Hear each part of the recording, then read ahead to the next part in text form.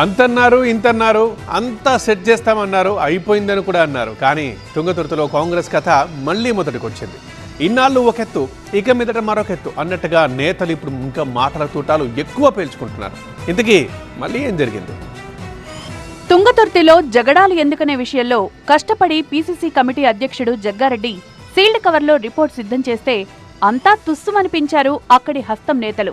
మరోసారి మాటల తూటాలతో రెచ్చిపోయారు.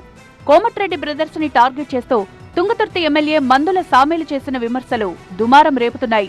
ఈ మునుగోడు మొత్తం మురికి మురికైంది. ఆడ చూసుకోపోయి ఆడ నీ చక్కదనం చూసుకోపో, నేను కడుకో, నేను చూసుకో. మాదిగోల సీట్లే అట్టికైనాయా? మాదిగోల నియోజకవర్గాలు ఖరాబ్ అవుతున్నాయా? మాదిగోళ్ళు అంటే నీకు అంత హీనంగా ఉన్నావా?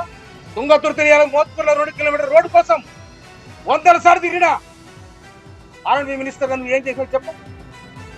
ఏం చేసినావు? శవాల పేరు మీద రాజకీయాలు చేస్తారా? మొన్న వచ్చా నీ తమ్ముడు మాట్లాడిపోతాడు, ఇయ్యాల వచ్చా నువ్వు వస్తావు. ఇక్కడ ఎమ్మెల్యే సోయలేదా? ముందు మీ సంగతి చూసుకోండి. మాదిగ ఎమ్మెల్యేల నియోజకవర్గాలపై మీ పెత్తనం ఏంటంటో సామేల్ విరుచుకుపడ్డంతో ఇప్పుడు ఈ అంశం కులం రంగు కూడా పులుముకున్నట్టయింది. అయితే దీనిపై రాజగోపాల్ రెడ్డి కూడా అదే స్థాయిలో రియాక్ట్ అయ్యారు.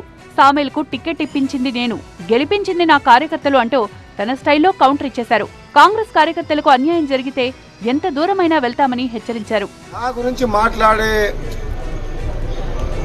మాట్లాడిండు మందుల సామేలు అంటే నాకు ఒకటే సామెత గుర్తొస్తుంది, వినాశకాలే విపరీత బుద్ధి.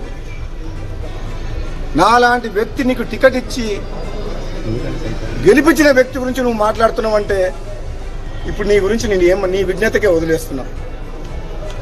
తుంగతుర్తిలో ఉన్న కాంగ్రెస్ పార్టీ కార్యకర్తలందరికీ ఒకటే మాట చెప్తున్నా, నా అభిమానులకు, నా పిలుపు మేరకు సామేల్ని గెలిపించిన మీరందరికీ కూడా నేను క్షమాపణ చెప్తున్నా. ఒక తప్పుడు వ్యక్తిని తీసుకొచ్చి టికెట్ ఇప్పించినా అని చెప్పి నాకు అర్థమైంది. క్షమాపణ చెప్తున్నా. రోజుల తరబడి మీటింగ్లు నిర్వహించి అందరి అభిప్రాయాలు వాదనలు విని తుంగతుర్తి పంచాయతీని ఓ కొలిక్కి తెద్దామనుకున్న పీసీసీకి ఊహించని షాక్ ఇచ్చారు నేతలు. మరి ఈ వ్యవహారాన్ని కాంగ్రెస్ పెద్దలు ఎలా చక్కదిద్దుతారో చూడాలి.